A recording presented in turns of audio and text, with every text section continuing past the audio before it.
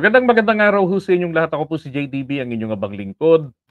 Pag-usapan natin ngayon ito, 8 milyong miyembro ng KOJC, aba, pinalusob po nito, ha, 'tong babaeng ito. Nag-i-inciting a rebellion po siya, okey? Inciting a rebellion ang ginagawa niya. Grabe, ha, 8 milyon po KOJC members. Grabe 'no, punong-puno 'yun. Kami nga wala pa kaming 1 milyon nung nilusob namin nung People Power 3, si Gloria Arroyo. Pero naman putik, ang haba nun, yung dinadaanan namin talagang layo nun.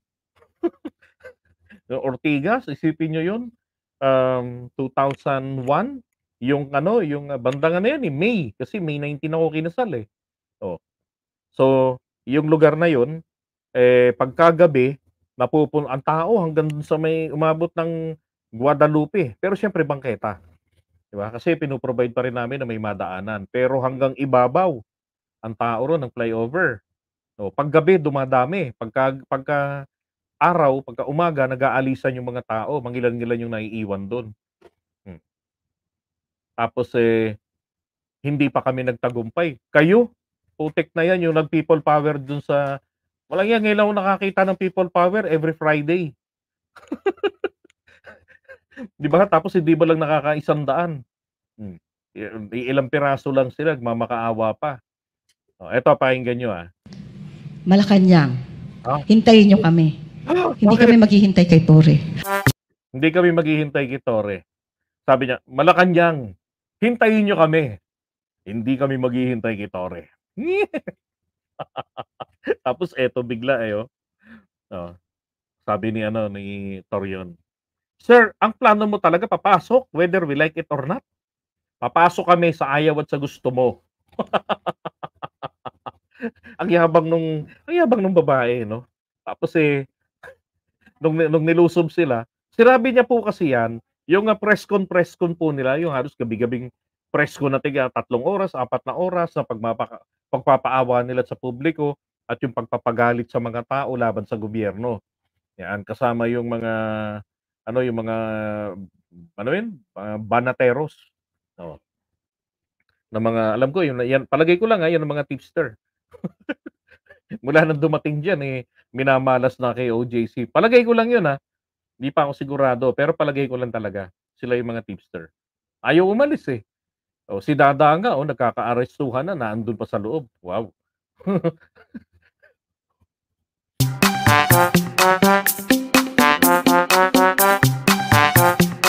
Nananawagan ako.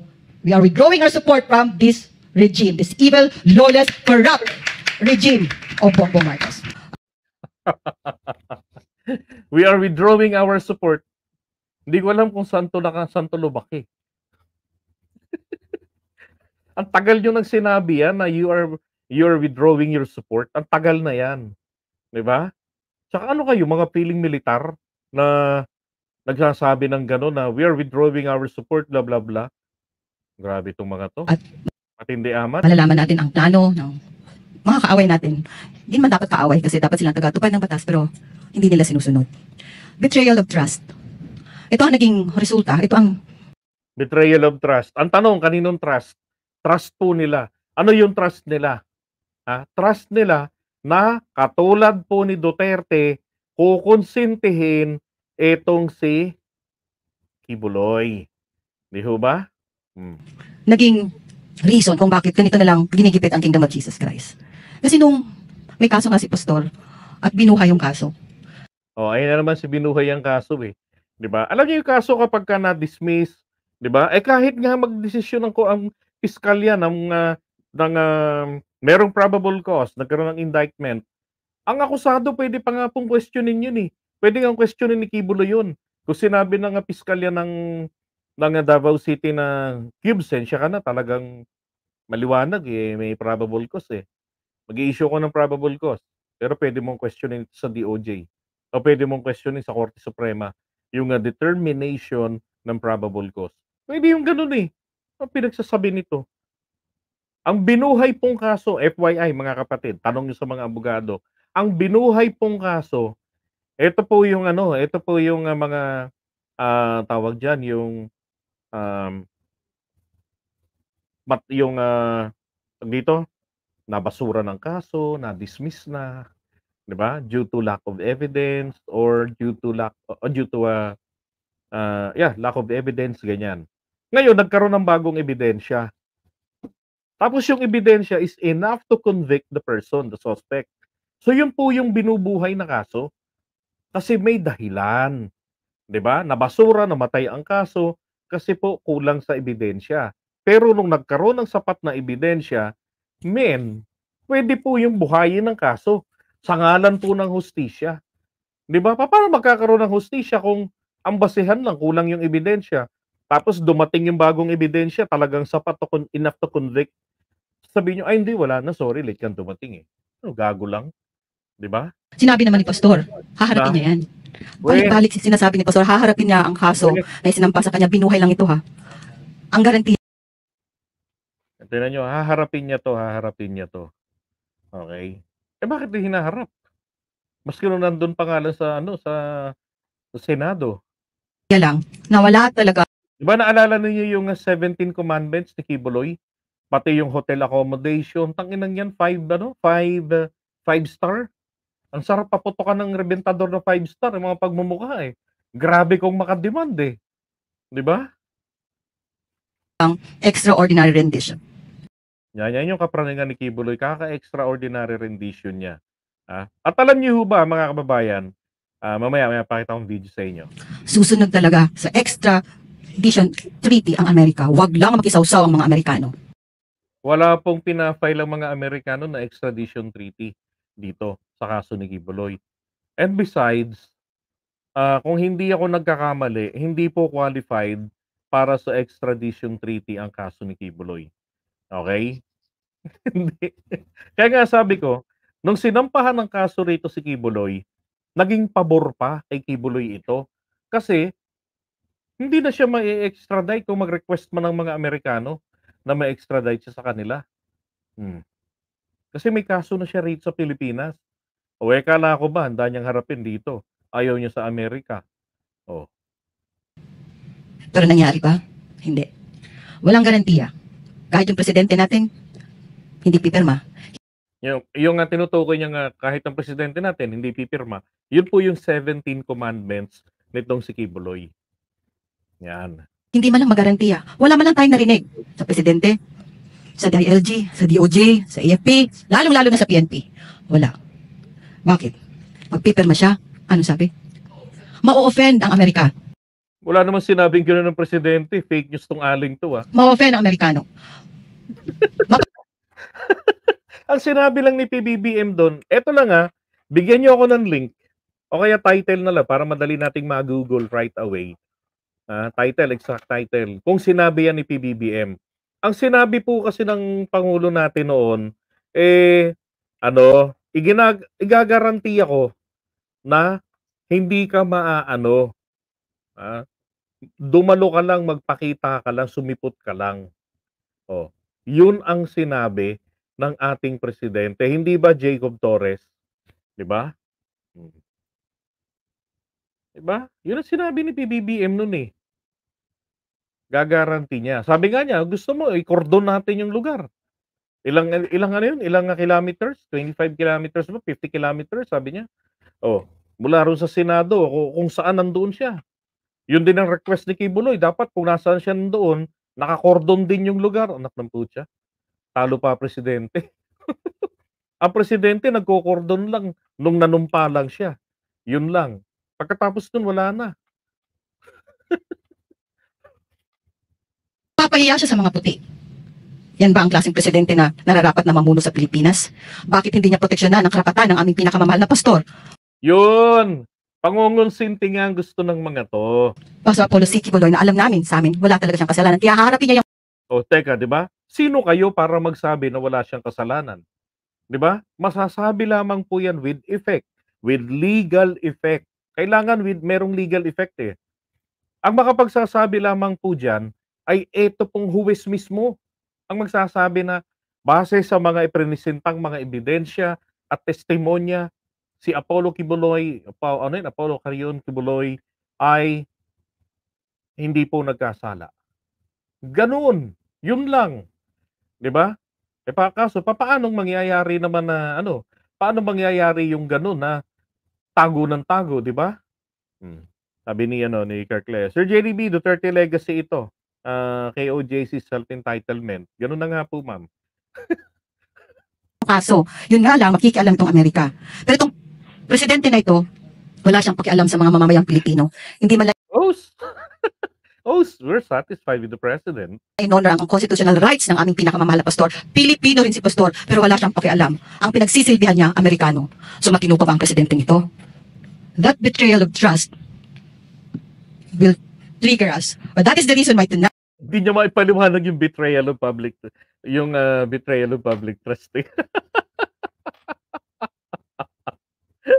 Tanga ang puta. the whole of the Kingdom of Jesus Christ, I'm already calling lahat ng members, lahat ng supporters, lahat ng full-time miracle workers dito sa Pilipinas, lahat ng kingdom leaders, nakikinig kayo ngayon, maghanda na kayo.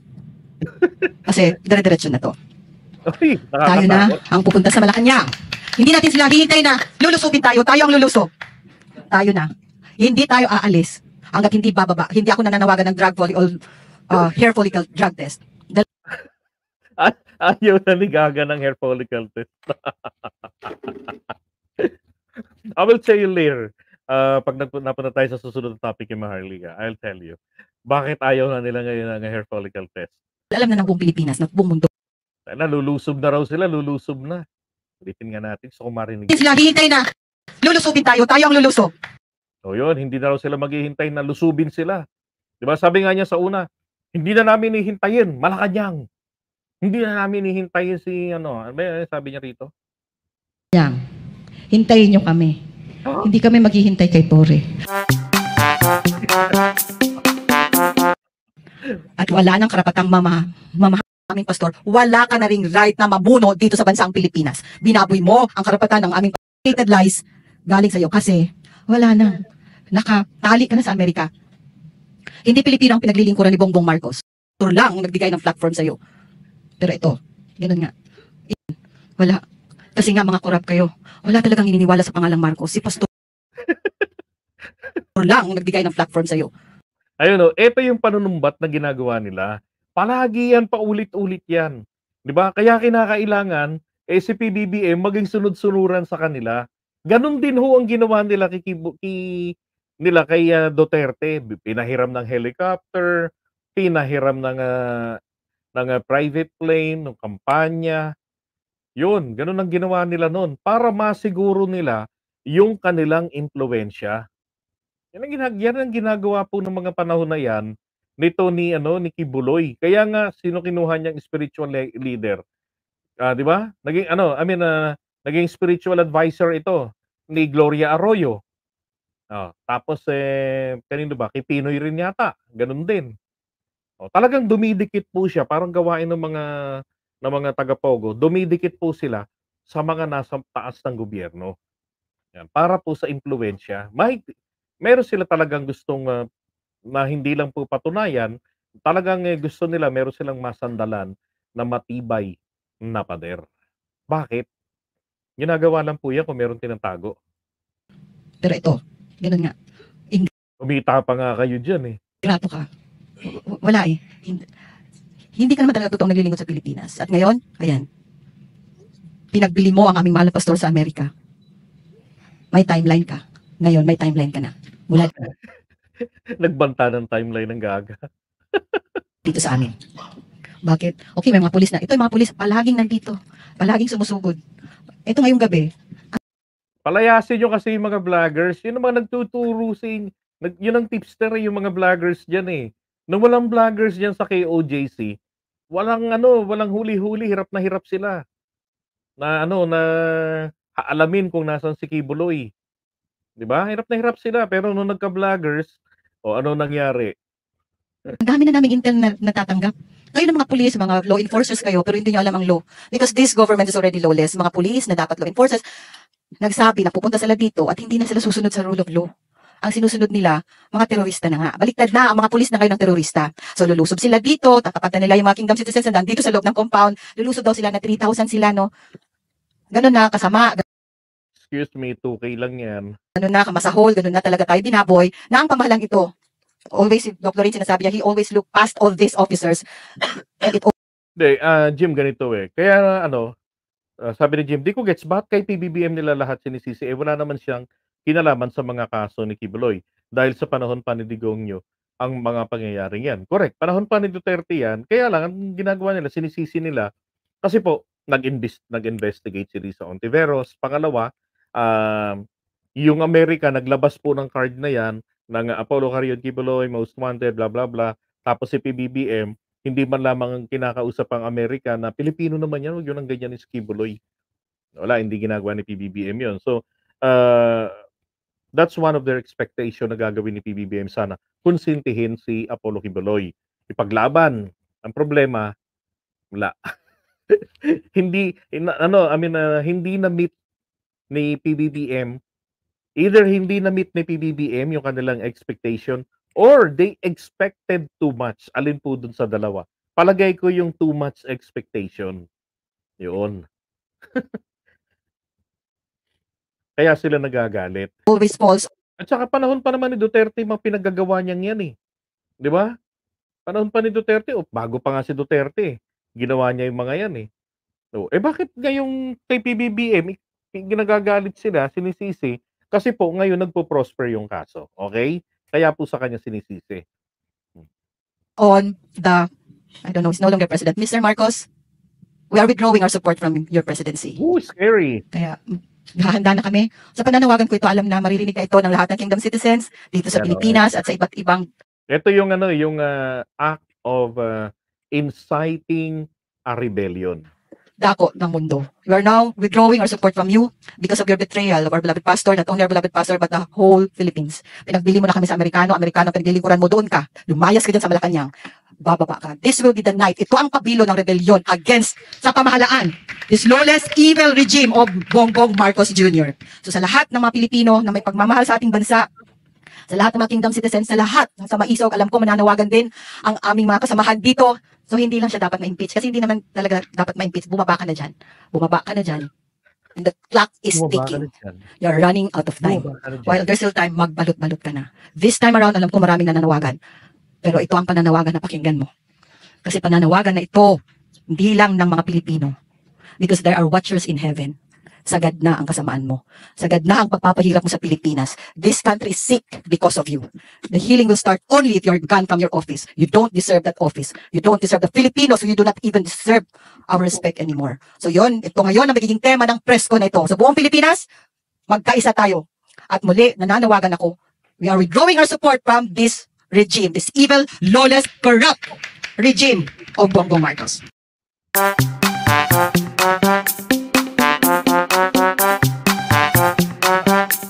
O yan yung panawagan. Ang pangalan pala ng babaeng yan ay si Eleanor Cardona. Yan. Grabe, no? Nananawagan ako sa mga Pilipino na may pagmamahal sa ating bansa. 8 million o 8 million kingdom citizens. Wow. May passport pa yung makin. Mag-march na tayo papuntang Malacanang.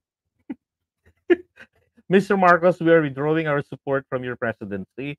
Yan, naksampu siya. Eto na. Ayan ito yung sinasabi nila tingnan nyo Pero tingnan nyo mga kahambugan ng mga damuhong ari. Sabi diyan, buong puwersa ng KOJC lulusob sa Malacanang kung gagawa ng illegal na raid ang mga pulis. Sa buong maghapon na to sinasabi nila illegal yung raid na ginawa ng ating kapulisan. 'Di ba? Tapos ito pa yung isa. 8 million Pilipino lulusob. At nadamay naman yung mga ibang Pilipino, mga KOJC members. Yan 8 milyong Pilipino lulusob sa Malacanang. KOJC members namatay dahil anak ng baka. Talaga naman ang lupit nyo sa fake news. Grabe. Yung namatay dahil po sa kagaguhan ninyo. 'Di ba? Kung bakit ba naman kasi pinayagan ninyo doon na bumalandra sa lubungin yung mga pulis. Di sana hinarang nyo ang dami yung mga tauhan dyan meron kayong paramilitary sa loob. Yung mga reservists na integrated yung nung nag-training sila, na-integrate sila nung panahon ni Duterte sa AFP. O naging mga reserve yan kung di ako nagkakamali. O ta's mga members niyo pa. Ba't hindi niyo nagawan ng paraan? Kasi gusto ninyo maging mga human shield sila, maging mga human barriers, pati ang mga bata.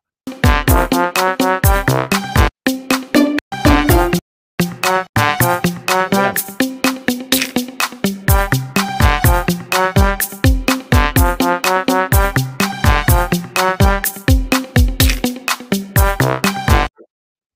Eto naman yung, video papakita ko sa inyo.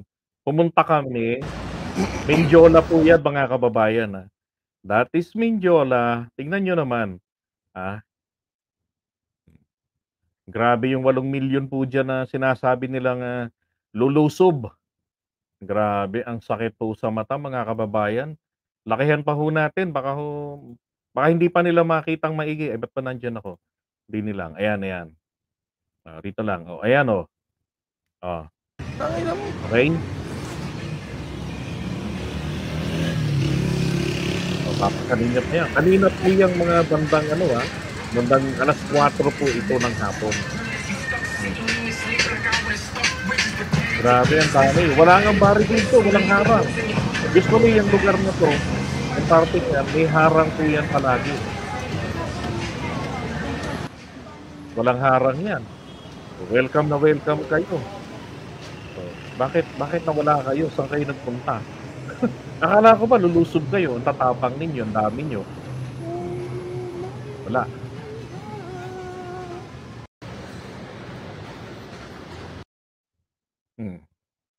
Malinis. Etong bandang pakanan, o kaya yung may mga naka-stop na yan, papunta po yan ng San Beda, papunta ng San Miguel, papuntang Malacanang. Ito naman po yung recto, yan nasa harapan natin. So, yan naman po yung pagpunta ka ng Cubao.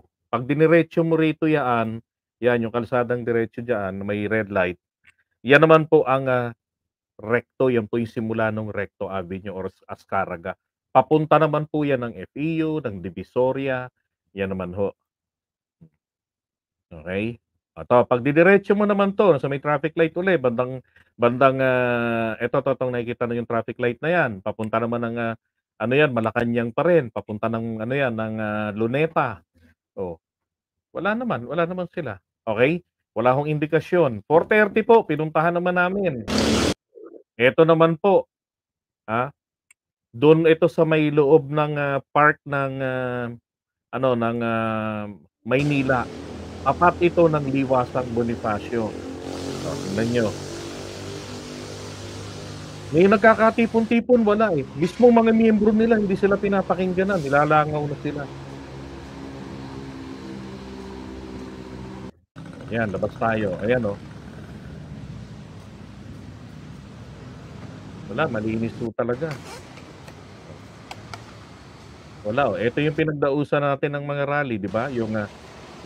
Uy, nag-resign si Sara.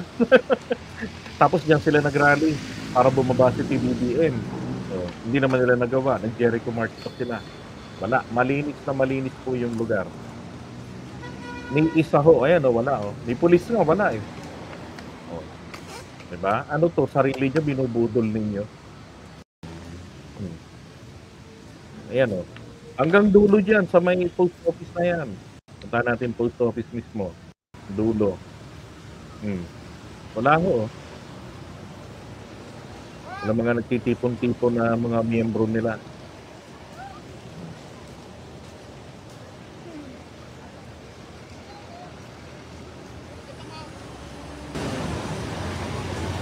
Ayan, mga tinda-tinda yan diyan, mga bigay na libreng mga pagkain para sa mga homeless. 'Di ba? Ito naman ho yung daanan papunta ng Pasig Esplanade or Esplanade ba yun? Yan. Kaya yung, pinagsasabi ho ng babae na 'to, na lulusob daw sila sa Malacanang Palace at, nanawagan na nga po ng rebellion, inciting to rebellion na nga yung ginawa nito. Wala ho, sila ho talaga yung nilangaw lang, eh. O ngayon, paano natin nasabing inciting to rebellion? Ayan o, ewan ko tinuturo sa kanila ni Torion ito, ni Attorney Diwata. Ang sabi diyan, inciting a rebellion. Okay? Lakihan natin.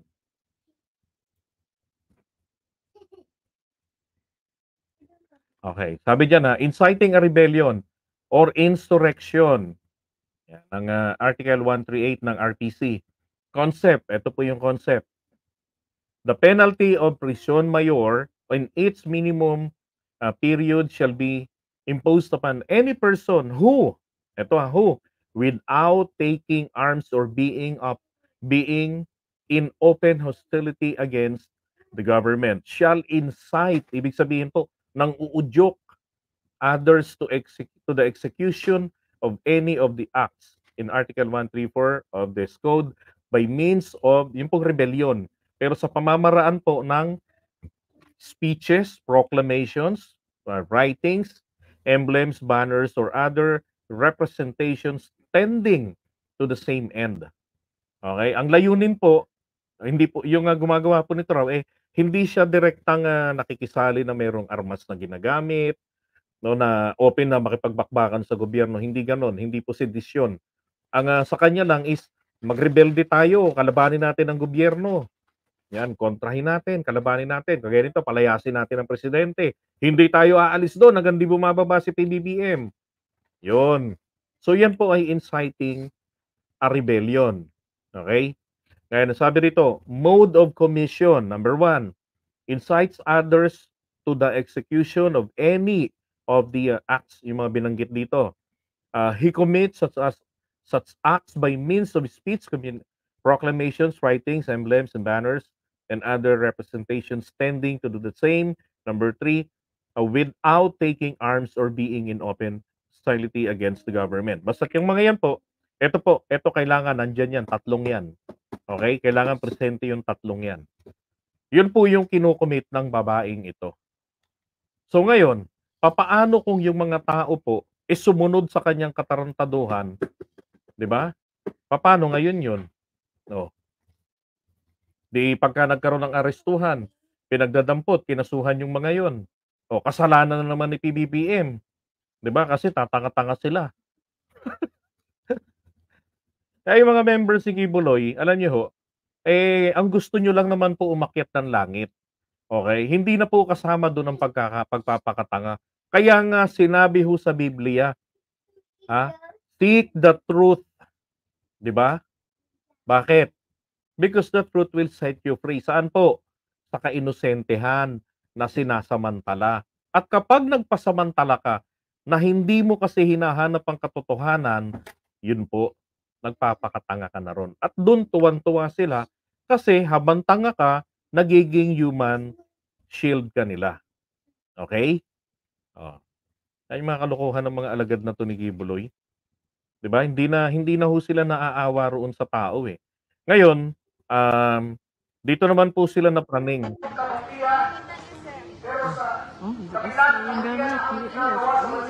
Ayan ho, nakakita ng AFAM etong mga tong mga taga kay OJC. Nakita merong US. Dami among sudan karon niya. Ayan o. So nagtataka sila bakit daw nandiyan daw yung Amerika. Hello? Wanted rin kaya sa kanila si Kibuloy, 'di ba? At saka alam ko ito naka na to si Kibuloy sa Interpol. Naka na yan si Kibuloy, nakatimbre na yan si Kibuloy. Katulad nito ni na Alice Goo. Kaya nga kapag sumibat si Kibuloy, napakadali nitong hulihin. Kaya ang gagawin nito, maglungga na lang diyan sa loob. 'Di ba? Yun lang yun.